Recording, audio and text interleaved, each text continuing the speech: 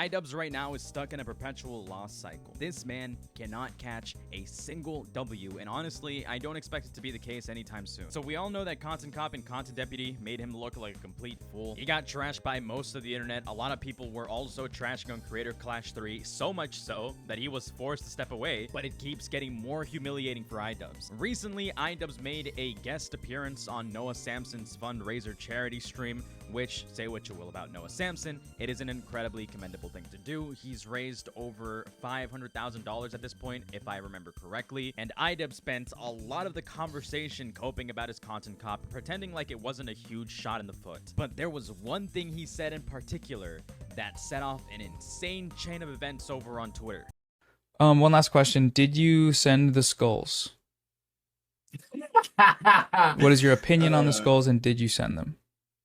I didn't send the skulls. I don't know. I thought the skulls thing was kind of humorous to hear that.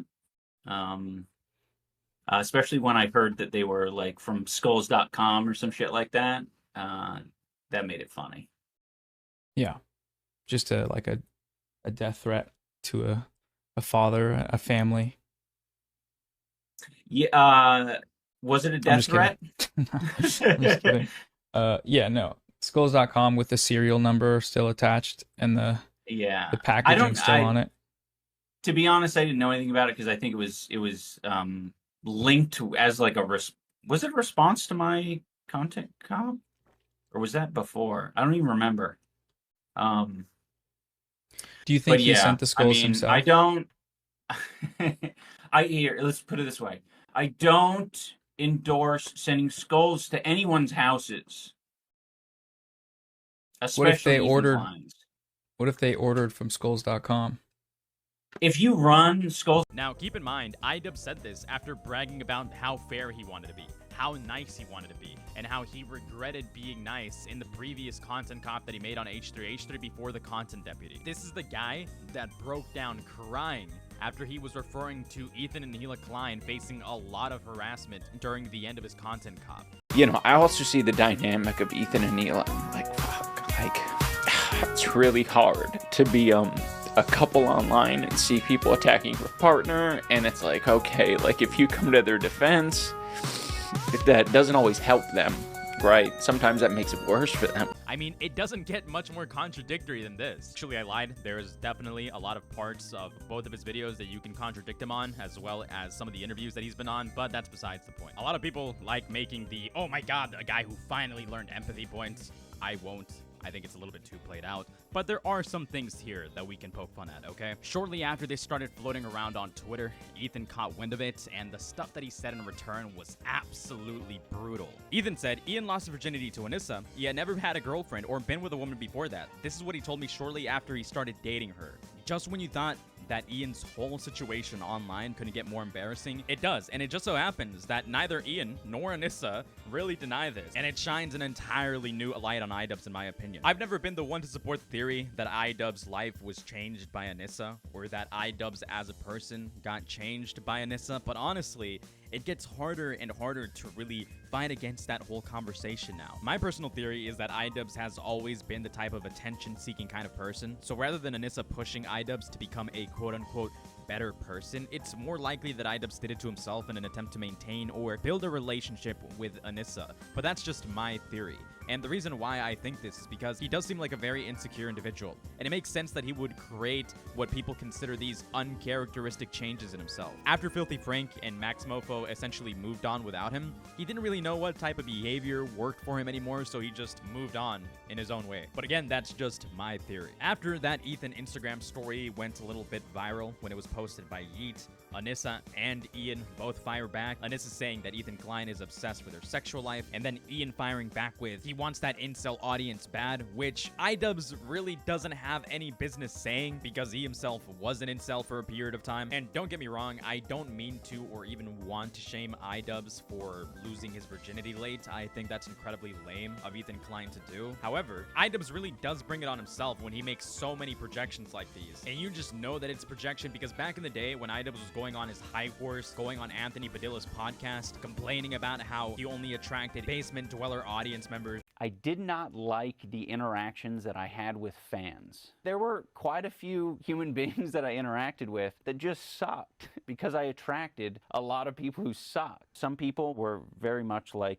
antisocial, weird, basement dwellers. You know, the one time a month that they come out of their cave and they run into me, their favorite YouTuber. And what would they say? What would they do? Things that I am certainly not going to repeat.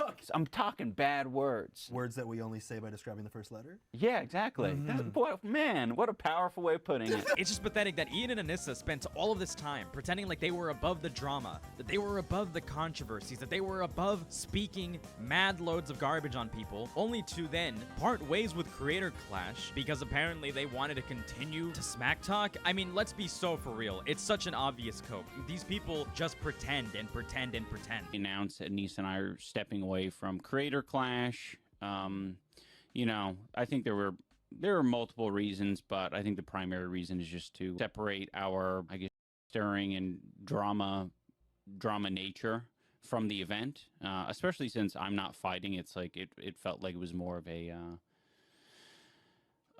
detriment to the event than it was a like benefit. Also, I just want to say, like, we don't regret it.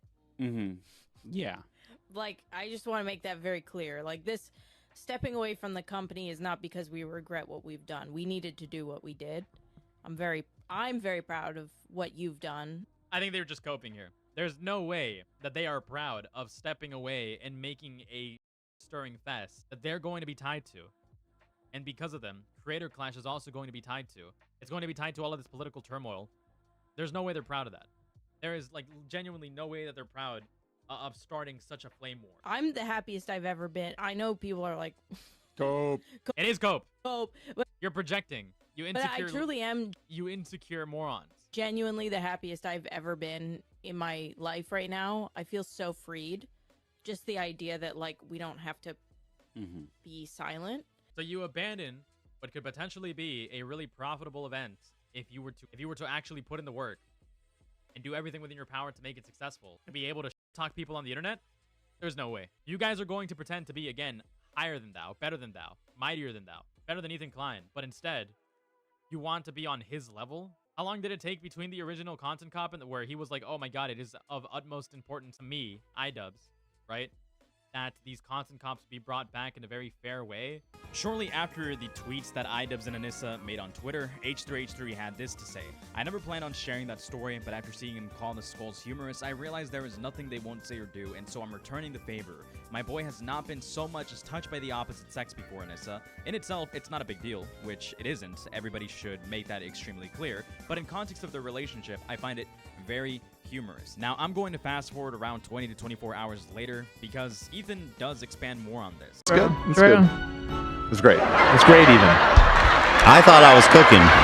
You were? You cooked. So anyway, I think that it's important that people understand this about Ian's story, is that he was a virgin. He had never even kissed a girl.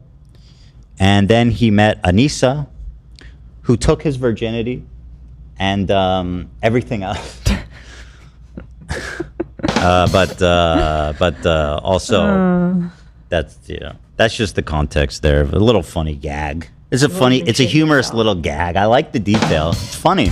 So Ian once again becomes a public humiliation spectacle, and it's all a fault of his own. In the end, while this is all kind of funny, and while I do believe Idubbbz deserves a certain level of humiliation, I do think that this crosses a certain line. But at the end of the day, again, it's funny, so it's not like it really matters. Idubbbz literally opened himself up to this. He says he wanted to roll around in the mud.